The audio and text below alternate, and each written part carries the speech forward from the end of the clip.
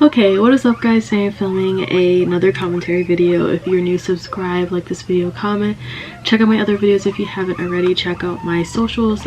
Everything's linked down below. I was feeling like something was missing. It's my glasses. My socials. And check out my podcast, Pray Promoted, on Spotify. And it's available on Apple. If you are an Apple podcast girly, it's available on there too. Today we're going to be talking about is influencer culture finally dying out, because there's been a lot of things going on in social media in pertaining of a lot of influencers, because I feel like a lot of them are becoming more and more out of touch, more and more famous, and obviously getting a coin and shit like that. Like, they're getting rich while we're struggling. So I just feel like, you know, this is the perfect time to talk about it, especially since Christmas is around the corner and a lot of people are doing the angel tree shit. We're gonna be talking about that too, because that was also a topic of discussion. Now we're gonna be talking about Jaclyn Hill, because Jaclyn Hill has been under a lot of fire right now. So basically what prompted this video was because Jaclyn Hill recently posted a video like maybe a week ago where she was like, oh, I'm not getting as much views anymore. I'm not really like getting pushed out into the algorithm. I guess she was trying to like work with her viewers, but it just wasn't getting reciprocated back.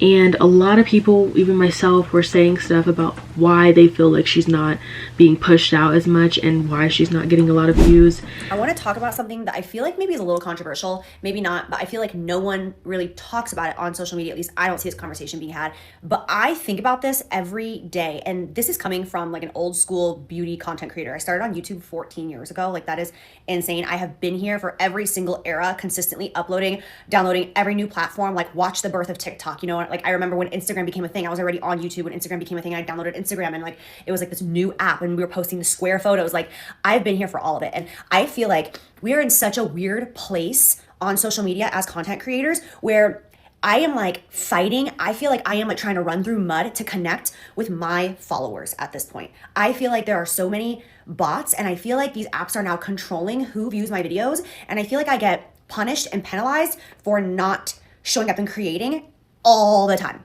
in the sense of I took off, like I didn't post a TikTok I think for like a week and a half, 2 weeks maybe. Like, sorry, shit, life happens. I've been doing this for 14 years. Maybe I'm a little burnt out, God forbid. But then I come back to TikTok, and it's like I'm put in like this TikTok jail where my views are complete shit. No one is seeing, like, it's one thing if my engagement is shit, meaning like maybe my views are high, but my comments are low and the likes are low. It's like, okay, so my audience wasn't feeling the vibes of this video. That's fine. But I'm talking like when you have 1 million followers, but your videos are only getting 30,000 views, this is just not the way it used to be. Like, when I started, it was so organic. Like, you subscribed to the people that you liked, you opened up those apps, or you got a notification on your phone saying so-and-so just posted a video, you go, you engage with it. And like, it was that simple.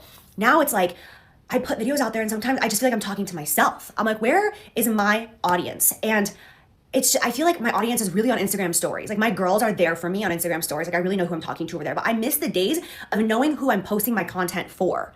And I'm just like, how do like these new creators grow at this point? Like, do the new creators out there, do you guys feel like you're connecting with an audience, or do you just feel like you're kind of throwing your videos out into cyberspace and like hoping that it's going to stick? Like, I don't know. And like my comments, like I'll post a video and within 10 seconds, I'll get like 15 comments and they're all slightly the same. And I'm like, okay, so like these are like bot comments, like these aren't really my followers. Like, I don't care about that. I'm at the point in my life and in my career where like I only want to post for my girls, like the ones that I've built this relationship and this trust with. But like TikTok isn't even showing my stuff to those people. So I'm like, I don't know. It's like these apps control who sees our stuff, and like the audience that we worked hard to build isn't even ours. It's owned by these apps, and we just have to like hope and pray that after posting our content, these apps are going to choose to show our content to our audience who chose to follow us in the first place.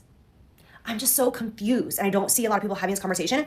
This will probably put me in TikTok jail for like the next 6 months. So if you see me, hi, I love you and I miss you. People were stitching the video, and they were like basically saying that like the reason why you're not getting as much views right now is because like you're out of touch and you're not relatable anymore. And that's the thing about a lot of influencers. They start off being really cool in the beginning, and then once they hit that certain follower count, they start changing. They start hanging around a lot of other influencers, and just the whole vibe and the reason why you follow these people, the vibe is just not there. I think the real issue with Jaclyn Hill is that she can't comprehend not being the it girl anymore. I think that Jaclyn Hill is mentally stuck in 2010. TikTok is not YouTube. The audience is totally different. They start flaunting their wealth, and that's kind of what Jaclyn Hill does. Literally all her videos is just her flaunting things and doing a bunch of hauls that are freaking $300,000 worth of things.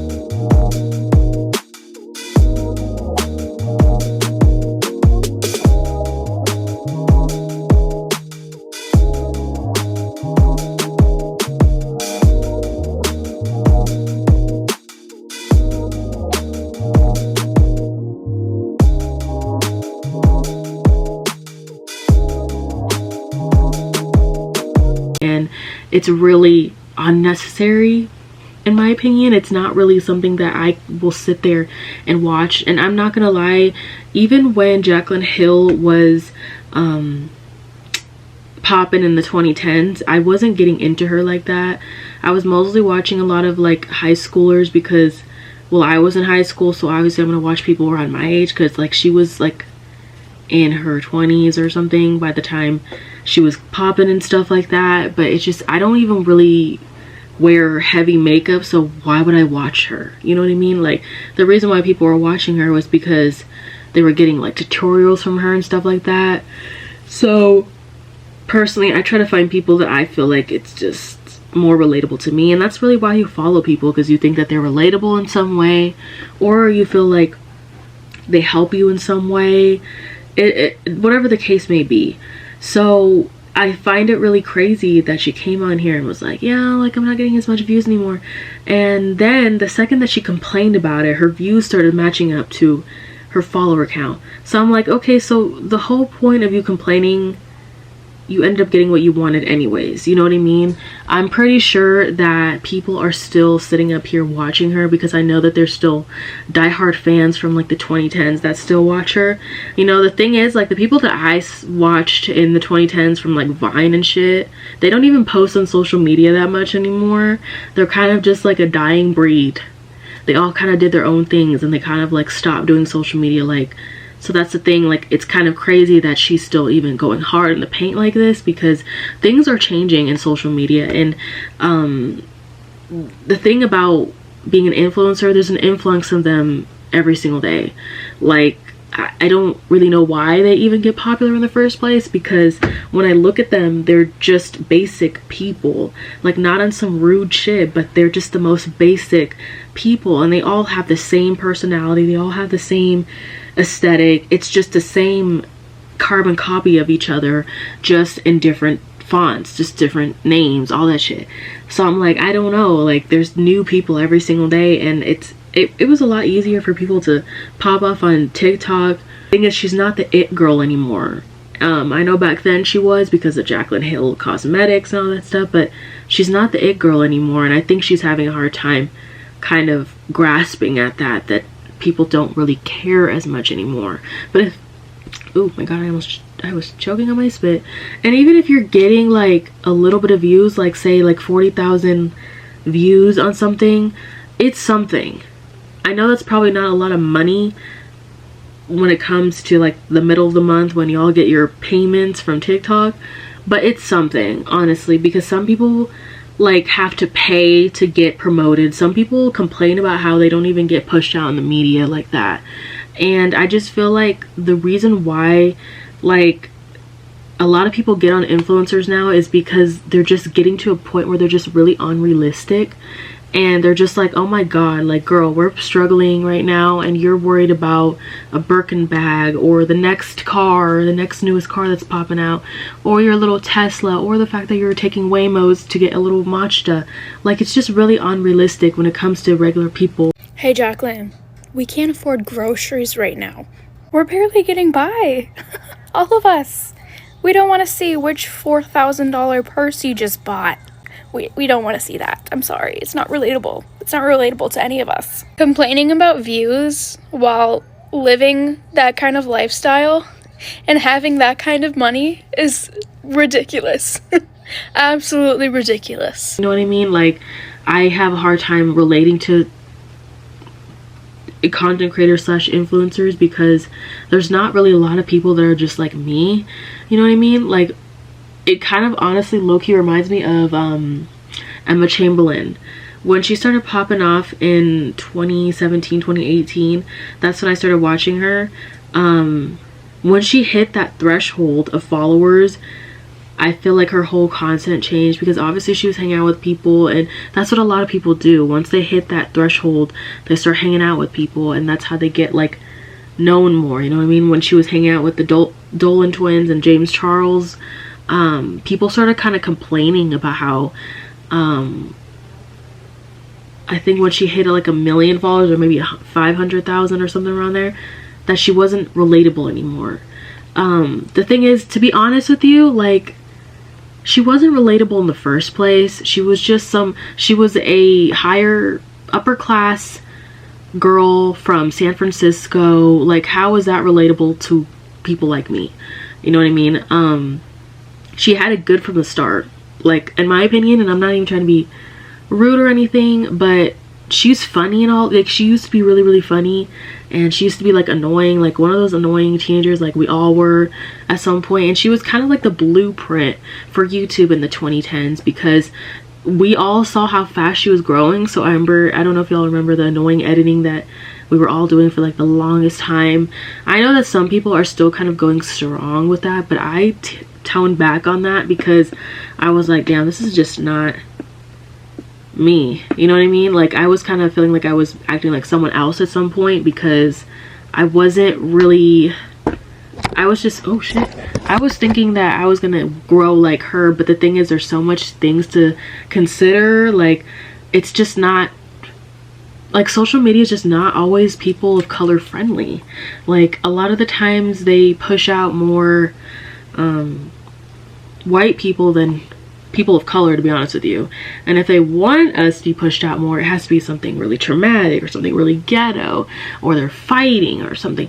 You know what I mean? Like, it's a win-lose when it comes to social media, and it took me a really long time to really figure that out.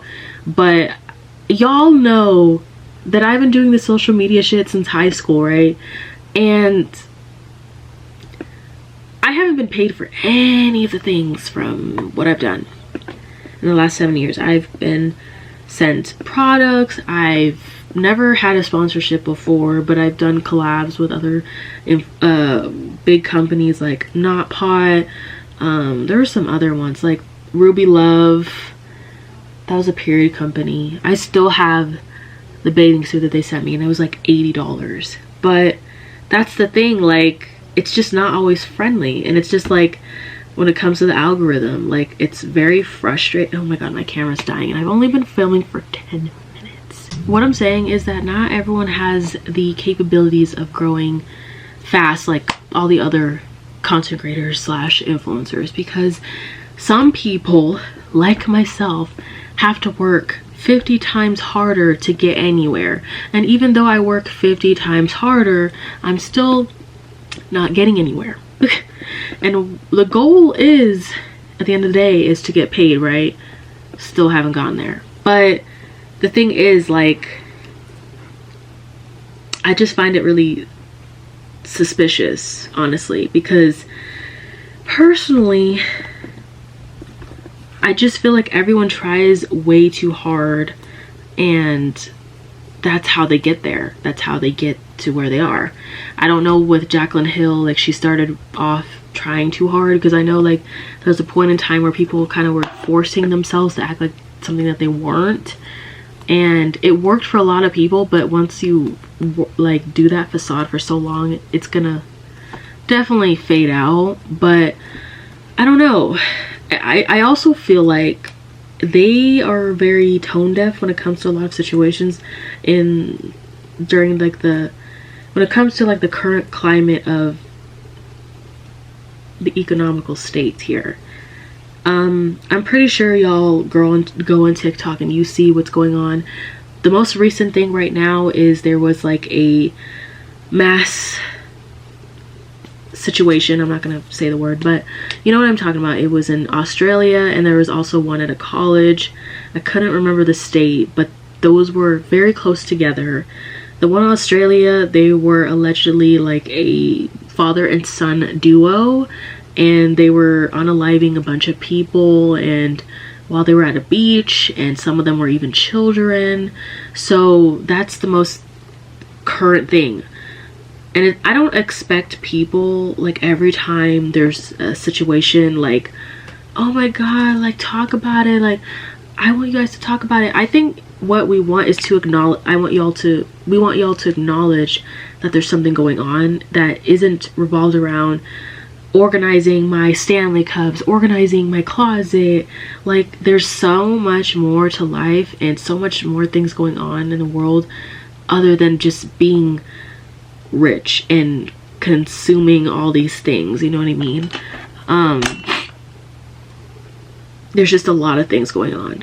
Another thing that's been going on for a while, since Trump has been a president, that a lot of people have been struggling to pay their bills. A lot of people thought once he got into office again that he was going to be able to magically lower taxes and lower gas prices, grocery prices, when he can't do that. No president cannot lower the prices, because, you know, at school when I had talks about it, because, you know, I remember me and a few other people were talking about it, and we were like, oh, like, why did you vote for Trump? And this guy was like, well, I just want lower gas prices, I just want a lower what is it called, grocery prices, and he wanted the wall to be built. I'm about to be judging him, you know what I mean? I'm not gonna be like, oh my god, that's so horrible, oh my god, you know what I mean? I'm a very open-minded person, and I'm not gonna be like sitting up here being like, that's wrong, because I'm actually willing to hear both sides, and I know that, like, it's probably painful. I don't think a lot of people can sit there and be like be able to hear that, like, those type of heavy topics, because some people will just argue to death about it. And personally, like, I was more of a listener, and it was just a random conversation that all of us were having about Trump's presidency, like, I think like 2 years ago or something like that. I can't even tell anymore, because I feel like I've been in college for so long, like, I cannot keep up with what's going on anymore. But I just remember we were all in the room talking about it randomly, because we would all just kind of talk about whatever, and we were just kind of shooting the shits, but nobody got mad over his thought process. Nobody got mad over anything. It didn't get violent, didn't get crazy, you know what I mean? But I know that people were just desperate. They just wanted something, like, they wanted to be able to live comfortably, is what I'll say, you know what I mean?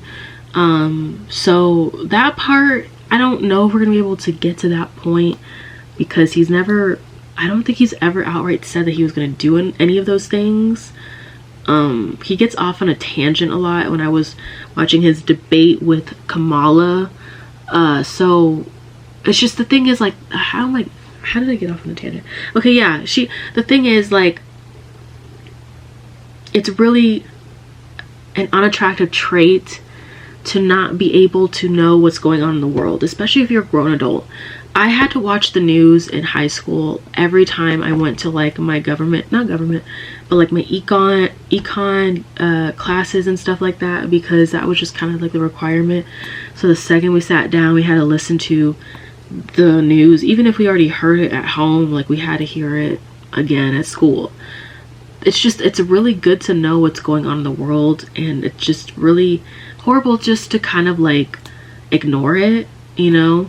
I feel like influencers can be doing a lot more than what they're doing. Like, I feel like they can be donating to food banks. They could be like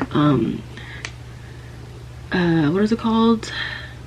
doing angel trees. There wasn't enough influencers that were doing the angel tree thing, but I will say that it was a good thing that it was becoming a trend, because a lot of people like are struggling right now financially, so they probably were really relying on those angel tree things to help them get their kids presents, because obviously they deserve to look forward to something, especially since they're, you know, low income, and I feel like they deserve to be happy about something. Like, worrying about money as a kid, it's not fun. When I was younger, my parents, well, mostly my mom, like at a reasonable age, I would say maybe 10, 11ish, she would tell me that we would struggle financially sometimes, and she wouldn't sugarcoat it. She would just be like, yeah, we were down our luck. There were times where we were late on rent, and our manager would let us pay a little bit later than usual. There were times where there was like this one time, I think I was 10 years old, we were just about to leave Walmart, and we had like a bunch of groceries in the cart, right? My dad's card declined, and I was like so embarrassed and so confused, because I was just like, what the hell? I thought he had the money, you know what I mean? Because he's the one with the job, so I'm over here thinking like, you need to have the money. So like he had to call the bank, and at the time we had Bank of America, I believe, and I think it was a very shady banking place. Like, I don't know, we had so many problems with them back then, from the early 2000s. I just remember we always had problems with them, but I couldn't remember why. But honestly, like, I don't talk about those things a lot because I don't want to make it a personality trait, but there was even times where like we got food from the food banks when I was in high school, because we were down on groceries. And what else? We were on food stamps when I was in high school, but that was like literally the only time we were on food stamps. It really came in clutch. I did really look forward to it, because whenever we got paid, I got to go to like my favorite store, and I got to pick out like my favorite snacks from there. So it was like my favorite thing. But those things are just kind of like a part of my story. I don't make it like a personality trait. And I know that like people that had came across me, they would be like, oh my god, like you never had a struggle. Oh my god, like the way that I carry myself, I don't carry like, I make my struggles a personality trait. So like you wouldn't see me and you wouldn't know like that I went through those things, because I don't talk about it every 2 seconds like a lot of people. And I know that that's trauma, and it is a very traumatizing thing, because like you don't know like if you're gonna have a roof over your head. There's been a few times where we were like almost homeless in California, because my dad was really bad with money, and when my parents would be going to pay the rent, the check would bounce. And these are things that I knew about as a kid. Like, this was not something that I learned over time. My mom was very honest with me, but like it was hard, I'm not gonna lie. So that would cause problems in the house.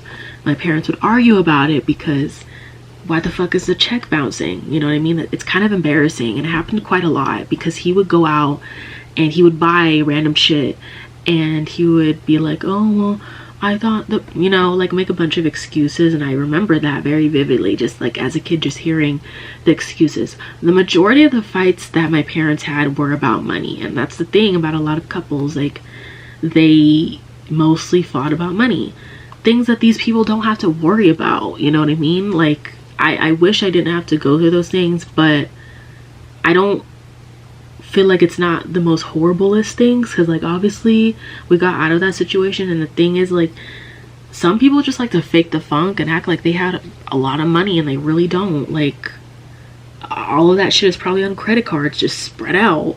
But I just generally feel like some influencers could be doing more with their time. I don't feel like it's fair to that they just kind of like flaunt it and not really like give back. You don't have to give back, it's a choice, but it's not hard to.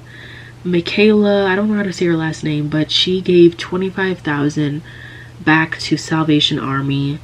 I don't really know if they need money. I never heard of them needing money to be donated, but I don't go there, so I wouldn't know. A lot of people were getting on her because they were expecting Jaclyn and Michaela to do the angel tree thing, and one of them, I think it was Michaela, that was like, are you gonna be doing the angel tree? Like, she's been passively like posting a lot of like passive aggressive comments whenever people ask about if she's gonna give back this Christmas, and that is a choice, you know what I mean? But being passive aggressive to your followers that pay your bills is honestly crazy to me. I don't feel like you should be acting like that, and the way that these people are moving is very much like childish to me.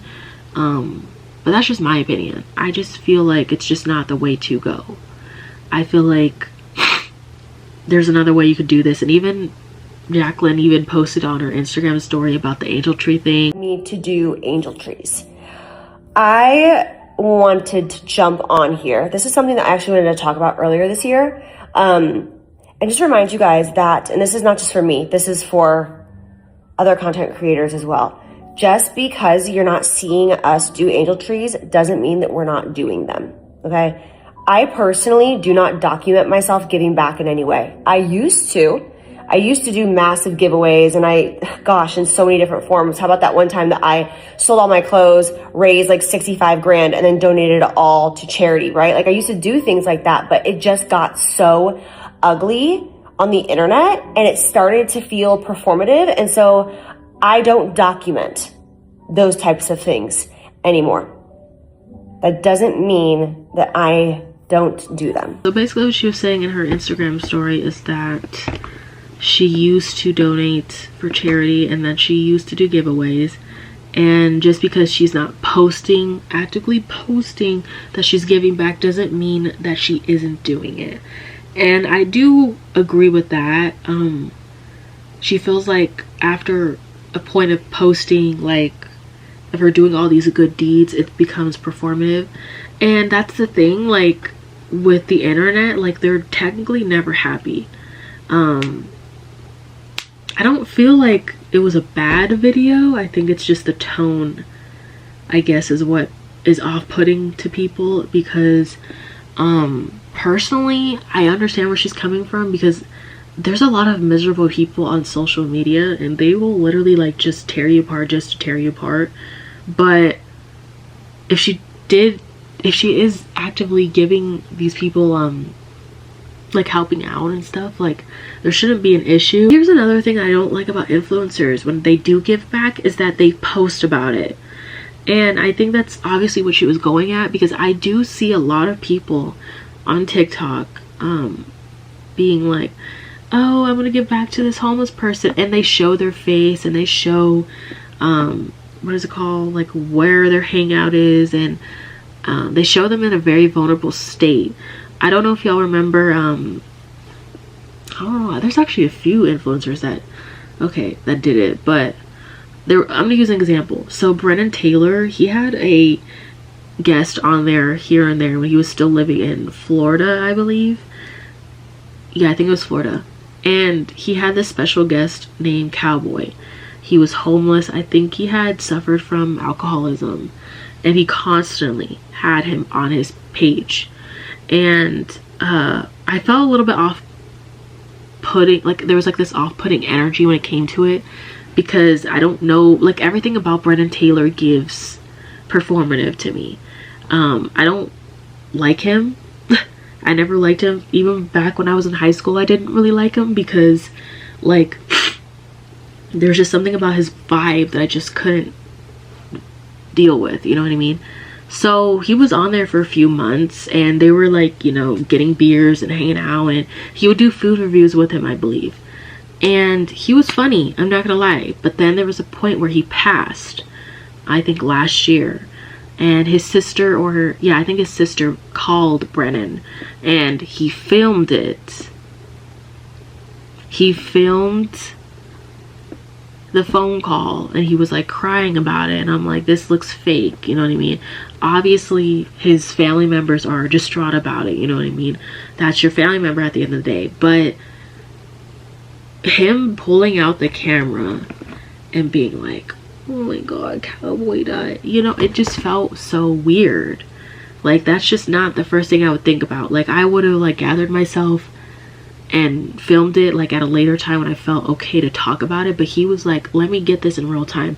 But then again, he's been a content creator for how many years, and obviously that's a routine, and he's used to it. But it comes to a point where it's like, this is very personal, you don't need to post this on the internet, you know what I mean?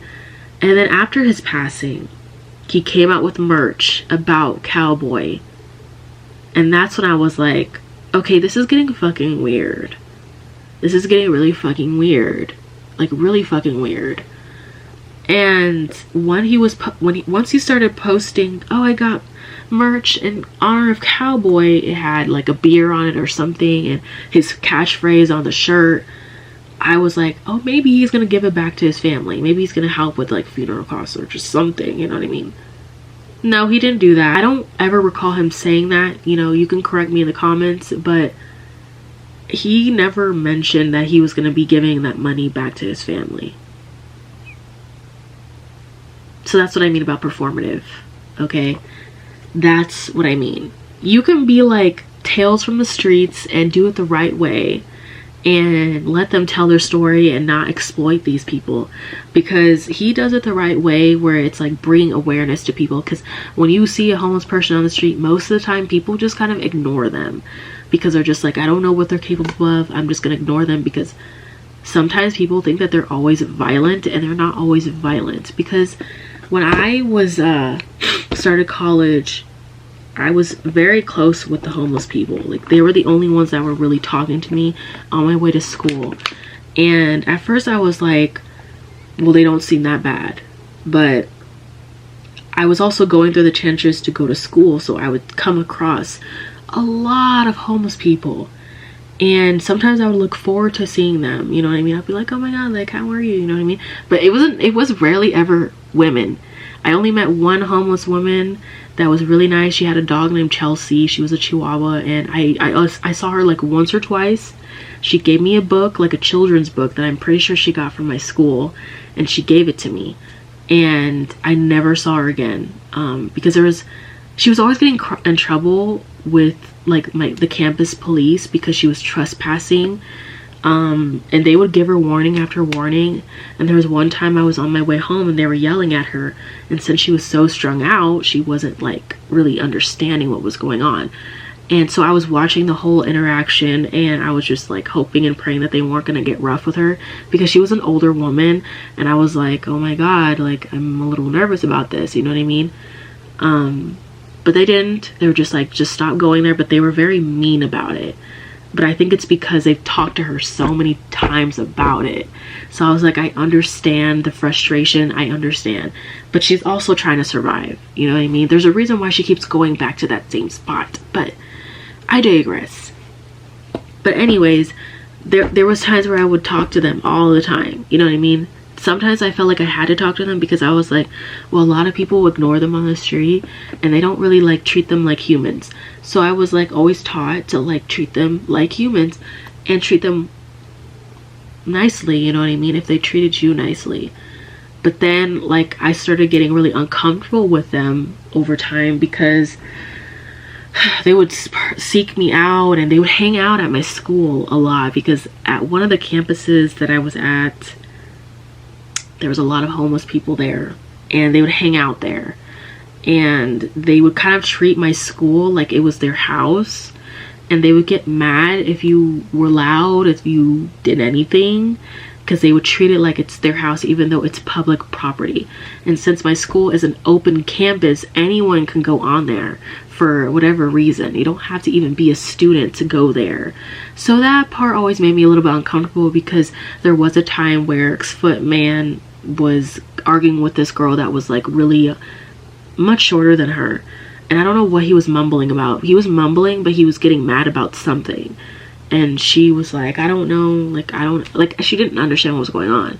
I didn't either. And I was only a few inches away, but he was mad about something. So you, after a point, like, you have to kind of have your neck, like, you constantly have to be on guard because you don't know. Like, I knew the differences between the good ones and the bad ones because I would hang out with them for so long. And there was one time where I was sitting in my seat, and one of the homeless dudes that I would talk to a lot, like, it was crazy because it was like 6 in the morning and it would be dark out, and it would just be me and this homeless guy, and we would be talking for a while until my ride came, which is very scary, you know, because I'm a woman. But I felt okay to talk to him. If I had this weird gut feeling, I would know. But there was this one time where he was touching my hair without asking for permission, and he's like, oh my god, I love your hair. And I could smell the alcohol from his breath, and it was like, at this point it was like 2 p.m. or yeah, like 2 p.m. and I noticed that his addiction was like getting worse. So I was like, oh yeah, I can't talk to him anymore. So I felt really sad about it, I'm not gonna lie, because I was just like, I don't want him to feel like, I don't know, I felt bad because I was talking to him for months. So I was like, it's gonna look bad. So every time I see him, I have to act like I don't see him because I don't want him to notice me. And there's times where it looks like he wants to talk to me, but I was just like, I can't. Like, you crossed a boundary. Like, I don't like people touching my hair. It was very unprovoked. I know that he was extremely drunk, but I just didn't know what he was capable of after that, if you felt comfortable touching my hair without asking me. And I never seen him do that to anyone else. So it was just getting weird. And then on top of that, he was like asking me to help him with things. And I was like, okay, no. No, did you forget that I was a college student? We're not doing that, you know what I mean? So I don't know, like, it really depends on the person and their upbringing, if you want to treat them like humans or not.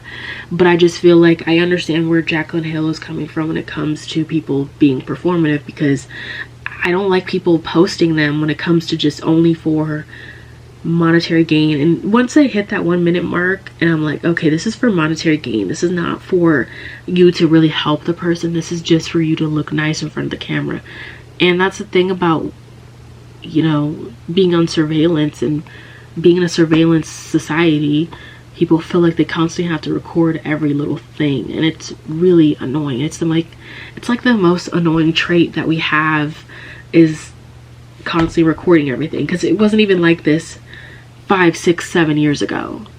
If you think about it, this probably happened since, you know, 2020.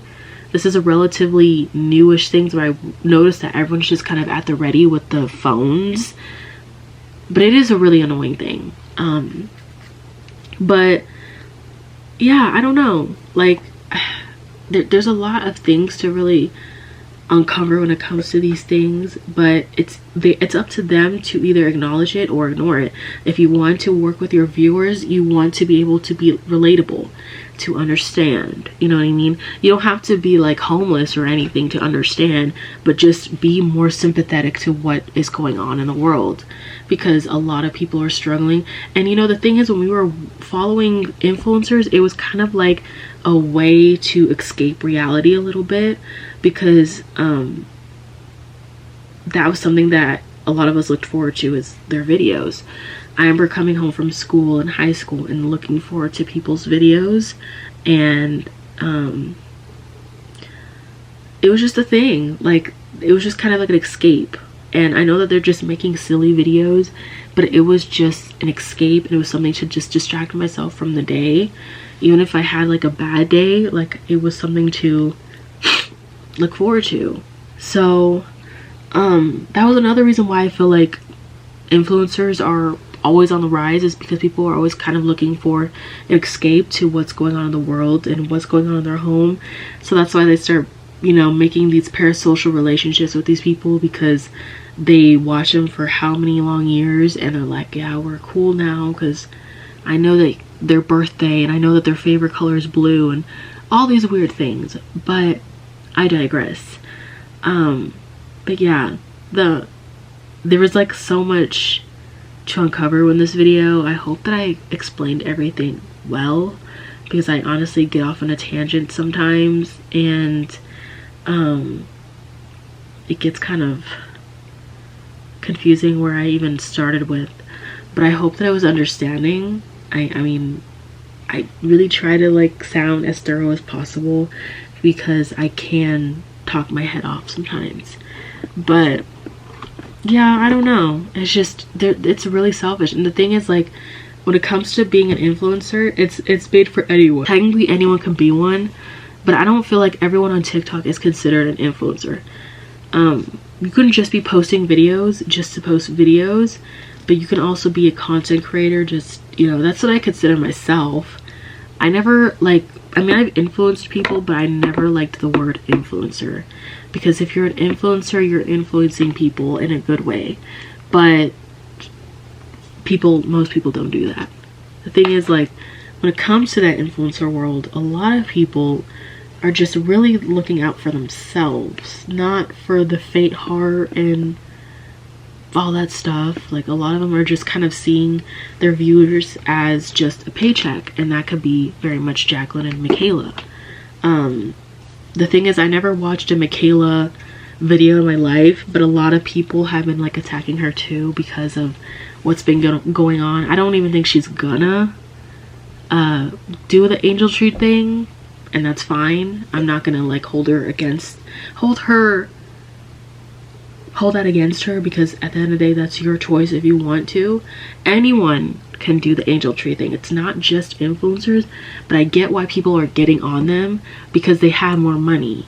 And you see all these hauls, it's a bunch of money, you know what I mean? But sometimes those companies send them those things. A lot of them aren't even paying for that. So it's just, I don't know. But some people feel like they're too good to do that, and that's on them if they feel like they want to move like that. But at the end of the day, it just makes you look kind of crazy. I don't know, like, even if they volunteered at a food bank, like, there's nothing wrong with that either, because even I've done it. I'm gonna end the video here. I've been talking for a really long time. I hope you guys enjoy this video. Make sure you like, comment, and subscribe. I'll see you guys next week with another video. Bye, guys.